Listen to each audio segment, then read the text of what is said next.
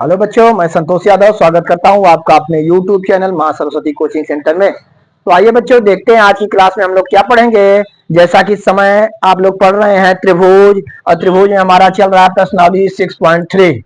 तो देखिए, आज हम पढ़ेंगे प्रश्नावली 6.3 का क्वेश्चन नंबर 15। क्वेश्चन नंबर 15 क्या है, हम देखते हैं।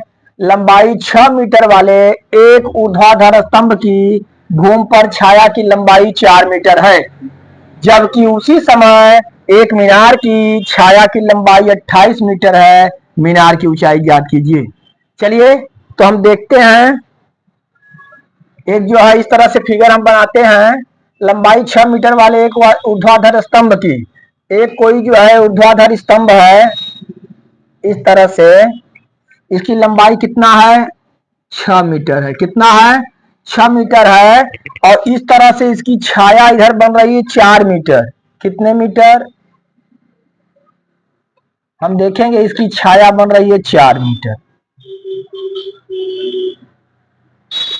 इस तरह से कोई स्तंभ है, ये स्तंभ है,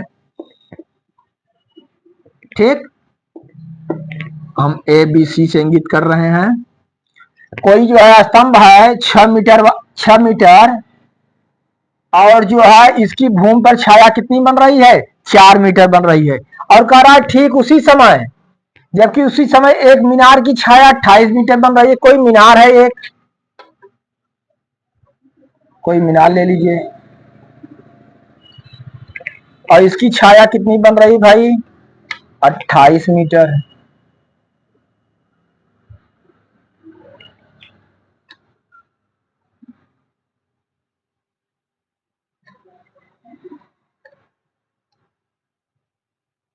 इस तरह से हम बना लेंगे फिगर।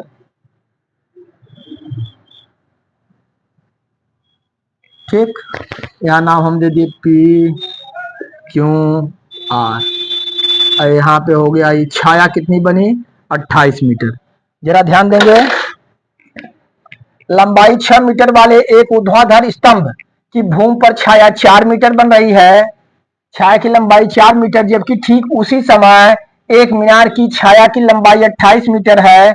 एक मीनार की छाया की लंबाई 28 मीटर है। तो मीनार की ऊंचाई ज्ञात करना है हमें। ये क्या है? मीनार है।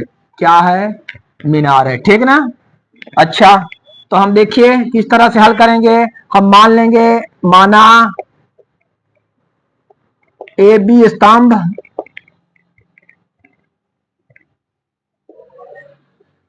ए बी स्तंभ तथा बी सी उसकी छाया है।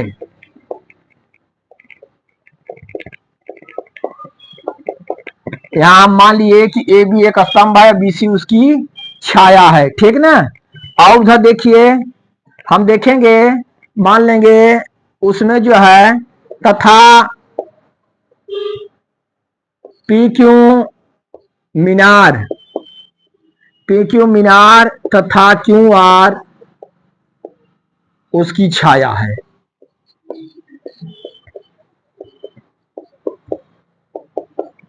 यहाँ पे हम देख लिए, हम मान लिए ए बी एक मीनार है, और जो है बी सी उसकी छाया है, तथा पी क्यू, ए क्यू एक स्तंभ है और बी सी उसकी छाया है। यहाँ पे पी क्यू एक मीनार है और क्यू आर उसकी क्या है?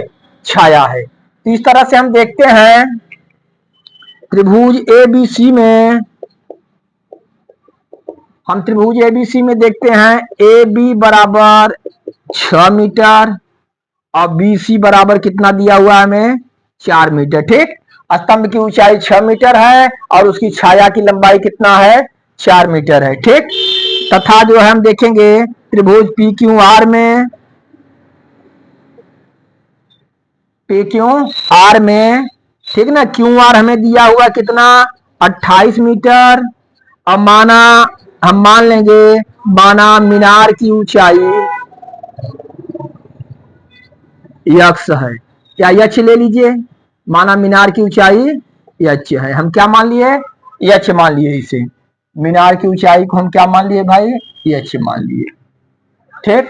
और ये स्तंभ की ऊंचाई है, पूरा स्तंभ की ऊंचाई 6 मीटर और इसकी छाया की लंबाई 4 मीटर। मीनार की ऊंचाई h मान लिए, इसकी छाया कितनी है 28 मीटर है, ठीक ना। चलिए अब हम देखते हैं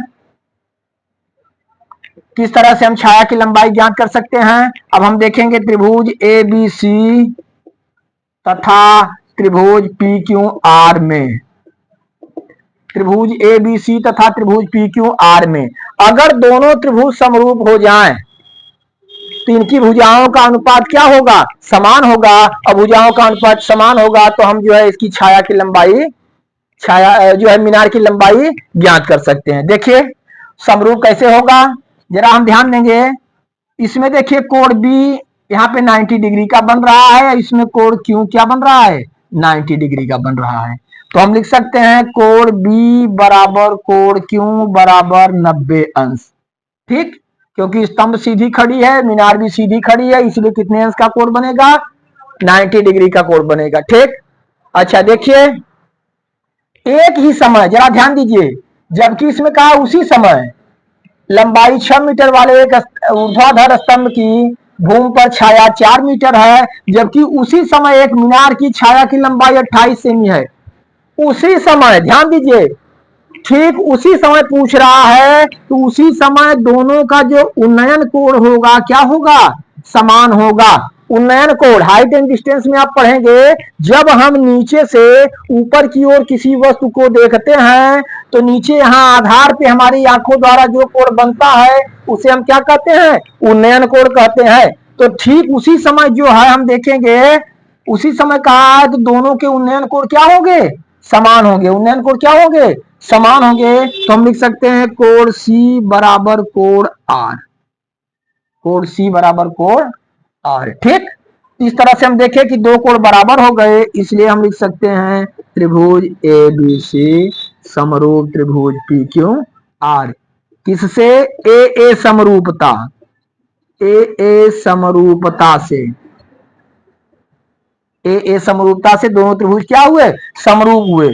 जरा ध्यान देंगे जब त्रिभुज दोनों समरूप हुए कि इनकी संगत भुजाओं का अनुपात क्या होगा, बराबर होगा, ठीक। जैसा कि आप लोग जानते हैं, हम आपको समरूप त्रिभुज की कसौटियों के बारे में बता चुके हैं। तो हम लिख सकते हैं, देखिए हमें ये 6 मीटर मालूम है, ये 4 मीटर मालूम है, इसे हमें ज्ञात करना है, ये 28 मीटर मालूम है। तो इस भुजा का अनुपात, इस भुजा का अनुपात, यही दोनों लीजिए, दोनों को बराबर करिए।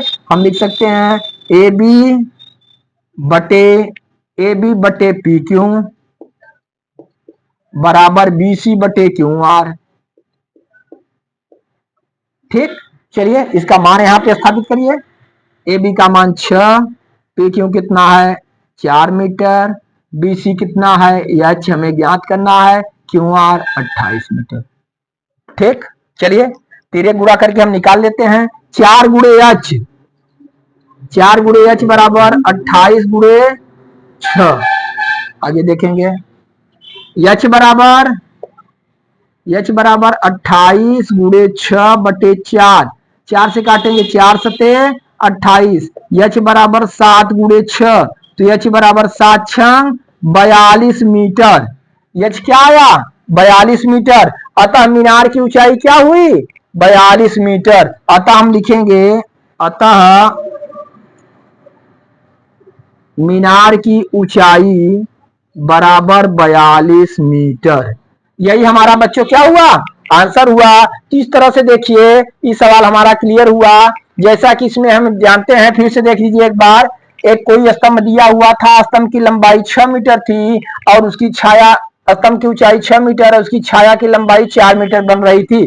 ठीक उसी समय एक मीनार को देखा गया, तो मीनार की हमें जो है ऊंचाई नहीं मालूम थी, लेकिन उसकी छाया जो है 28 मीटर बन रही थी। इसने बस पूछा है कि मीनार की ऊंचाई ज्ञात कीजिए। तो हम देखते हैं, यहाँ पे हम त्रिभुज ए बी सी में देखेंगे, ए बी हमें 6 मीटर मालूम है, बी सी 4 मीटर, और पी क्यू आर में ए जो है या क्यू आर जो है 28 मीटर। अब मीनार की ऊंचाई हम क्या मान लिए, एच मान लिए। त्रिभुज ए बी सी तथा त्रिभुज पी क्यू आर में इसमें हम दोनों को समरूप करेंगे। तो हम देखते हैं एंगल से हमें समरूप यहाँ पे हम कर रहे हैं। देखते हैं कोण बी बराबर कोण क्यों, क्योंकि दोनों सीधे खड़े हैं, इसलिए कितने अंश का कोण बनेगा 90 डिग्री का बनेगा। ठीक, ये दोनों बराबर हुए। फिर अब देखते हैं एक ही समय जो है दोनों की छाया यहाँ बताया गया है 4 मीटर और 28 मीटर। तो यहाँ पे देखते हैं एक ही समय दोनों के उन्नयन कोण क्या होंगे, बराबर होंगे। तो कोण सी बराबर कोण क्या हुआ, आर हुआ। इसलिए त्रिभुज ए बी सी और त्रिभुज पी क्यू आर क्या हुए, आपस में समरूप हुए। क्या हुए, समरूप हुए। किस समरूपता कसौटी से आप कह सकते हैं, ए ए समरूपता कसौटी, अर्थात एंगल एंगल समरूपता कसौटी, यानी कोण कोण समरूपता कसौटी। जैसा कि आप जानते हैं किसी त्रिभुज में जो है अगर दो कोण बराबर हैं, किसी दो त्रिभुजों में दो कोण बराबर हैं, तो निश्चित है उसका तीसरा कोण बराबर होगा। ठीक, आगे चलिए। तो जो त्रिभुज समरूप हुए तो इनकी विसंगत भुजाओं का अनुपात क्या होगा, समान होगा। तो हम लिखे ए बी बटे पी क्यू बराबर बी सी बटे क्यू आर। ए बी का मान 6, पी क्यू का मान 4 बराबर एच, इसका मान बटे 28। तिर्यक गुणा करें कि हम लोग 4 गुणे 28, 4 गुणे एच बराबर 28 गुणे 6। तो एच बराबर 28 गुणे 6 बटे हम कर देंगे 4, 4 से 28 को भाग दिए हम, 4 सत्ते 28, 7 बार में कट गया। एच बराबर 7 गुणे 6, एच बराबर 7 6 42 मीटर। मीनार की ऊंचाई हम क्या माने थे, एच माने थे, अतः मीनार की ऊंचाई हमें क्या हो ज्ञात हो गई, 42 मीटर। यही हमारा आंसर हुआ। इसे आप लोग क्लियर करिए, फिर बढ़ते हैं अगले सवाल की तरफ। आइए बच्चों देखते हैं क्वेश्चन नंबर 16। तो इसमें बताया गया है एडी और पीएम त्रिभुजों एबीसी और पीक्यूआर की क्रमशः माध्यिकाएं हैं, जबकि त्रिभुज एबीसी समरूप त्रिभुज पीक्यूआर। सिद्ध करना हमें ए बी बटे पी क्यू बराबर ए डी बटे पी एम। यहाँ पे दो त्रिभुज है भाई, एक ए बी सी और पी क्यू आर। तो चलिए सबसे पहले हम त्रिभुज बनाते हैं, दो त्रिभुज बनाइए।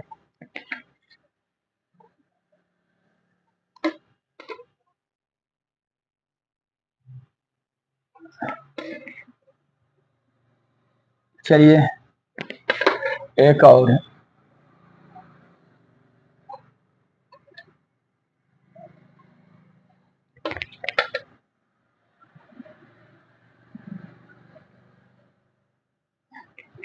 ठीक,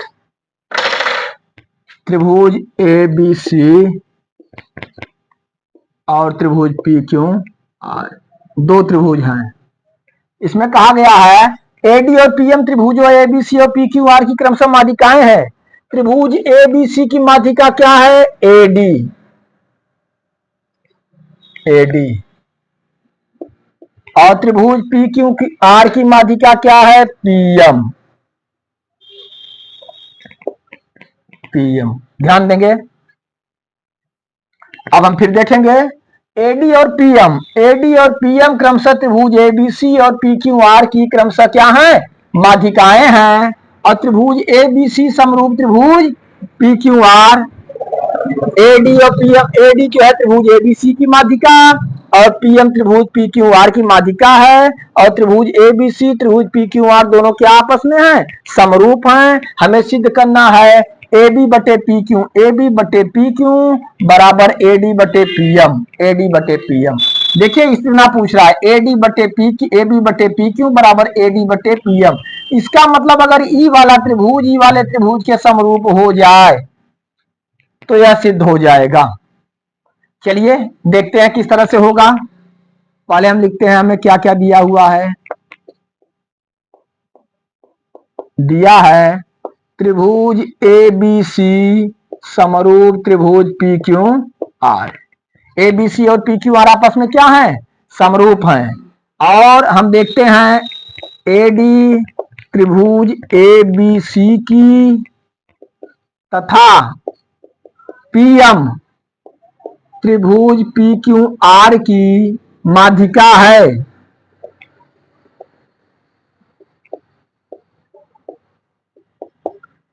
एडी जो है त्रिभुज एबीसी की माध्यिका है, पीएम त्रिभुज पी क्यू आर की माध्यिका है। ठीक, हमें क्या सिद्ध करना है,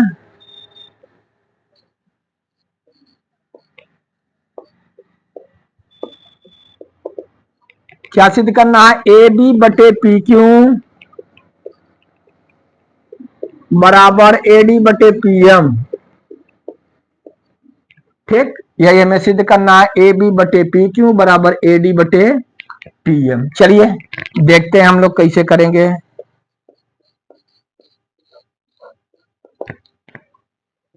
देखिए सबसे पहले हमें दिया हुआ है त्रिभुज ए बी सी समरूप त्रिभुज पी क्यू आर। त्रिभुज ए बी सी समरूप त्रिभुज पी क्यू आर।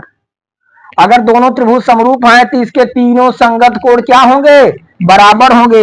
अर्थात कोण ए बराबर होगा कोण पी के, कोण ए बराबर होगा कोण पी के, कोण बी बराबर होगा कोण क्यू के। देखिए इधर कोण ए बराबर होगा कोण पी के, कोण बी बराबर होगा कोण क्यू के, और कोण सी बराबर होगा कोण आर के।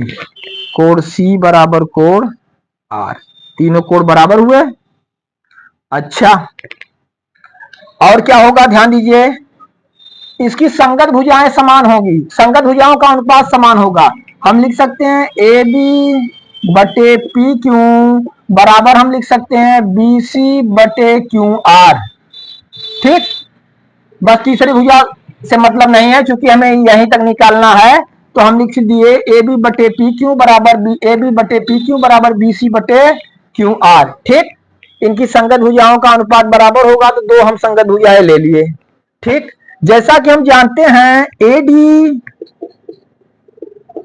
त्रिभुज ए बी सी की माध्यिका है।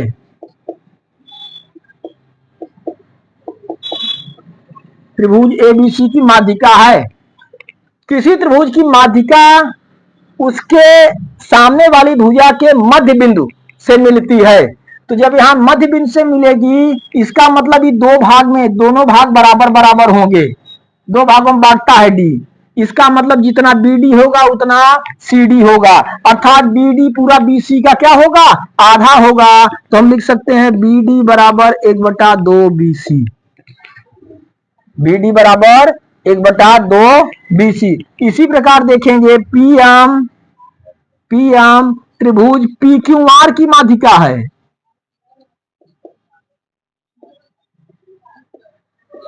पी क्यू आर की माध्यिका है कौन?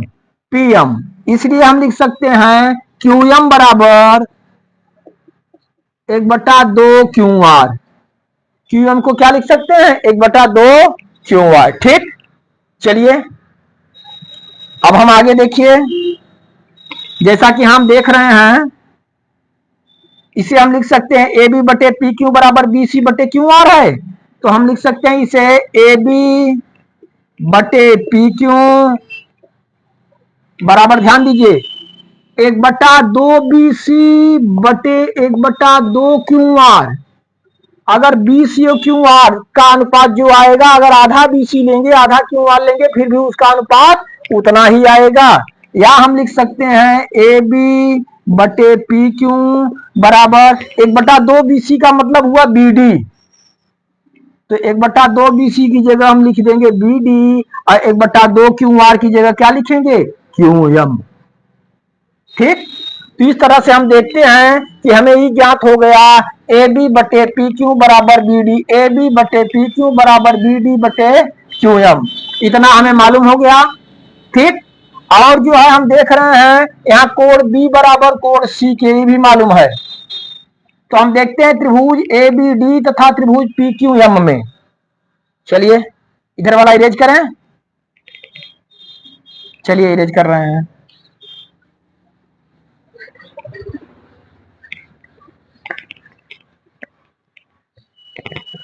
अब हम देखेंगे त्रिभुज ए बी डी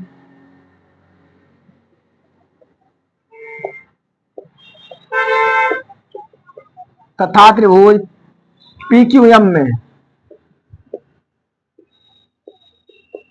ठीक, देखिए इसमें क्या क्या हमें मालूम है। कोण बी बराबर कोण सी अभी हमें मालूम है, कोण बी बराबर कोण सी, सॉरी कोण बी बराबर कोण क्यू, कोण बी बराबर कोण क्यू, और इसके अंतर्गत भुजा ए बी और बी डी है, और इस कोण के अंतर्गत पी क्यू और क्यू एम है। तो हम यहां ज्ञात कर चुके हैं ए बी बटे पी क्यू बराबर बी डी बटे क्यू एम।